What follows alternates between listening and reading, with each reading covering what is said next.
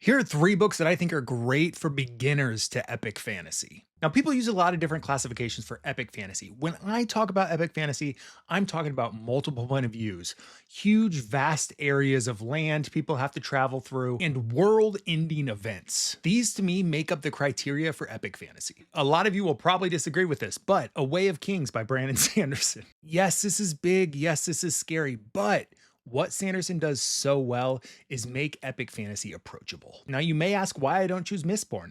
I think this is a better classification for epic fantasy, at least for me. I feel like this is a better gateway to bigger things like Malazan or Wheel of Time. Brandon gives us really compelling point of views that are easy to follow. He eases us into their burdens, a very unique world that's richly detailed, and he just does the boring well. What I mean by that is the time in between the action or the actual plot points are enjoyable to read. That is a key point of epic fantasy for me, and Brandon Sanderson in the Stormlight Archives does that very, very well. You can start here if you want to, it's okay. Next up is going to be Of Blood and Fire, book one of The Bound and the Broken by Ryan Cahill. You know the name Wheel of Time, you know the name Robert Jordan. I want to tell you right now, Ryan Cahill is our modern day Robert Jordan. You may see people compare The Bound and the Broken to Aragon or something like that. It's much more like the Wheel of Time than it is like any other dragon writer out there. While yes, dragons are a big part of this story and hold an important role in it, we are dealing more with young men and young women coming to age here and growing throughout this whole series. Through the four main books that are out,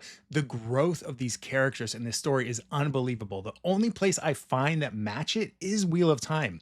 You can tell the influences there. It's great. It feels like a modern Wheel of Time with dragons, and I love The Bound and the Broken so much. You need to check out Ryan Cahill. Very easy series to get started in epic fantasy with, especially because the first book and the second book are not unapproachable at all.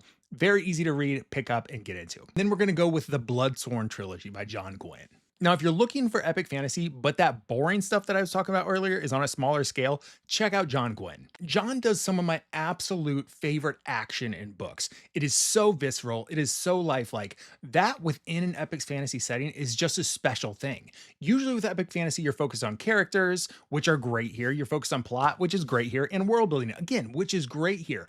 But sometimes what gets left behind is the action. Really, that's much tighter in smaller fantasy books because they need to grab you and make an impact in a short amount of time. John's able to do that in an epic scale, and it is unmatched in the genre. He does action and battles the best, and honestly, some of his characters are the best too. Check out The Bloodsworn by John Gwynne. Very easy place to step into epic fantasy. Well, I hope those three recommendations helped you out on your journey. Please let me know. I love epic fantasy. I want to hear if you're reading it. Thanks.